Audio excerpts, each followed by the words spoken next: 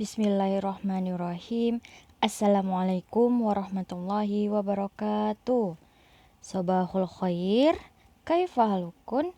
Semoga anak-anak ustazah semuanya selalu dalam keadaan sehat walafiat dan selalu dalam lindungan Allah Subhanahu wa taala. Nah, untuk kesempatan kali ini kita masuk pembelajaran yang ketiga. Indonesia memiliki pahlawan yang sangat membanggakan. Nah, mereka berjuang untuk membantu orang lain. Kamu sudah belajar tentang memar. Nah, sekarang kamu akan belajar lagi tentang cedera luka dan lepuh. Nah, kamu akan dapat menolong teman atau mereka yang membutuh bantuan kita.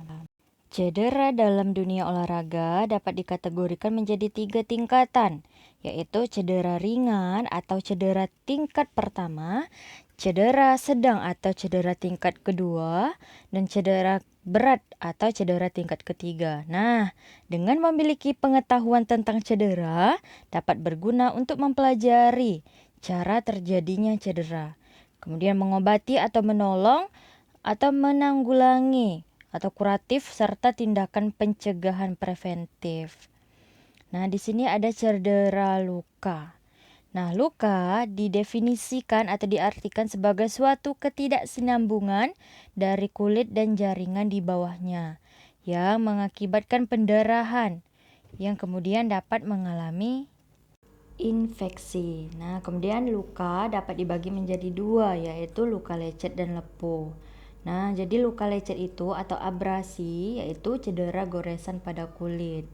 Ya, yang pertama, cara mengatasinya, membersihkan bagian yang terluka dengan sabun antiseptik. Kemudian tekan perlahan bagian luka dengan perban atau kain bersih. Lalu oleskan bagian luka dengan krim antiseptik. Nah, ini merupakan cara mencegah atau mengobati luka. Kemudian yang lepuh. Lepuh adalah cedera gesekan pada kulit. Nah, seluruh tubuh mempunyai kemungkinan besar untuk mengalami luka. Nah, karena setiap perenang akan melakukan kontak langsung pada saat latihan dan bisa juga luka karena peralatan yang dipakai. Nah, cara mengatasinya yang pertama, dinginkan bagian yang lepuh dengan air bersih. Kemudian bersihkan dan keringkan bagian yang lepuh. Lalu balut longgar dengan perban. Nah, kemudian jangan dikompres atau jangan mengompres luka bakar dengan es karena dapat merusak kulit dan memperburuk cedera. Melupuh karena terkena air panas. Nah, lalu selain membantu orang lain, kerjasama adalah hal baik yang harus kita lakukan dalam kehidupan sehari-hari. Nah, kini saatnya kamu dan temanmu bekerja sama untuk membuat loop atau kaca pembesar. Nah, kaca pembesar ini dapat digunakan untuk membantu melihat objek yang sangat kecil. Nah, misalnya untuk membantu pekerjaan tukang jam. Nah, anak-anak bisa praktek di rumah dengan cara, misalnya yang pertama ini, gunakan kantong plastik bening atau botol bening dengan permukaan rata. Kemudian masukkan di dalamnya air dan kertas dengan tulisan-tulisan yang kecil. Langkah-langkahnya, yang pertama, isi kantong plastik dengan air. Lalu ikat kantong plastik, letakkan kertas di bawah kantong plastik. Nah, bandingkan tulisan asli dengan tulisan yang terlihat dari plastik. Ulangi dengan kantong plastik berukuran yang sama, lebih besar atau lebih kecil. Kemudian bandingkan hasilnya. Nah, apa perbedaan antara tulisan asli dan tulisan yang terlihat pada plastik? Nah, tulisan asli ukurannya sama, sedangkan tulisan yang dilihat dari plastik jauh lebih besar dan lebih jelas.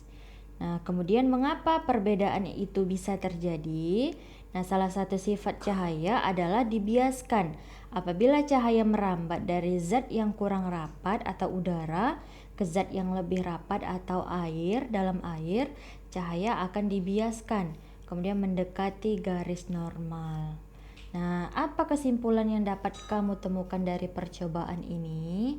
Nah, kesimpulannya adalah dari hasil percobaan membuktikan bahwa melihat benda kecil dengan menggunakan mikroskop atau lup membuktikan pembiasan pada cahaya. Nah, kemarin kita juga sudah belajar tentang Sultan Hasanuddin dan nilai-nilai kepahlawanannya. Nah, kamu sekarang akan belajar tentang nilai-nilai kepahlawanan.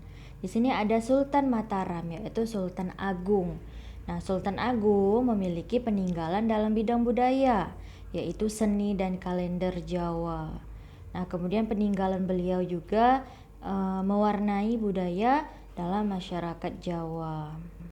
Nah, Sultan Agung atau Sultan Besar. Nah, jadi Sultan Agung ini adalah salah satu raja yang terkenal yang hidup pada masa Islam. Nah, beliau juga adalah Raja Mataram. Nah, Sultan Agung ini memerintah pada tahun 1613 sampai 1645. Nah, di bawah kepemimpinannya, Mataram berkembang menjadi kerajaan yang besar di Jawa dan Nusantara pada masa itu. Nah, selain dikenal gigih melawan Belanda, Sultan Agung juga diketahui sebagai budayawan. Sultan Agung memberi perhatian besar kepada budaya atau kebudayaan Mataram. Nah, beliau juga memadukan kalender Hijriyah yang dipakai di pesisir utara dengan kalender Saka yang masih dipakai di pedalaman. Nah, kemudian Sultan Agung juga dikenal sebagai penulis naskah sastra Gending.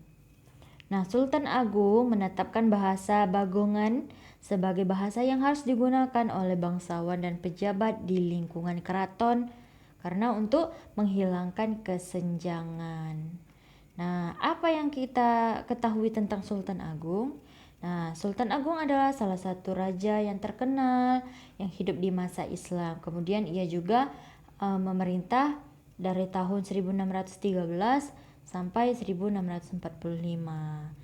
Kemudian apa yang ingin kita ketahui lebih lanjut tentang Sultan Agung? Nah, Sultan Agung Adi Prabu Hanya Krakusumo dilahirkan di Kota Gede, Kesultanan Mataram pada tahun 1593. Kemudian beliau meninggal di Karta, yaitu Kesultanan Mataram pada tahun 1645.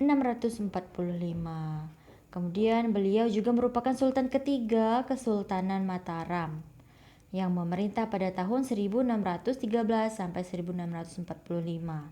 Nah, di bawah kepemimpinannya juga Mataram berkembang menjadi kerajaan yang terbesar di Jawa dan Nusantara. Nah, kemudian pada saat itu juga atas jasa-jasanya sebagai pejuang dan budayawan, nah, Sultan Agung ini telah ditetapkan menjadi pahlawan nasional di Indonesia pada tanggal 3 November tahun 1975. Nah, Ustazah rasa cukup sekian pembelajaran kita pada pagi hari ini. Semoga bermanfaat. Ustazah tutup dengan Assalamualaikum warahmatullahi wabarakatuh.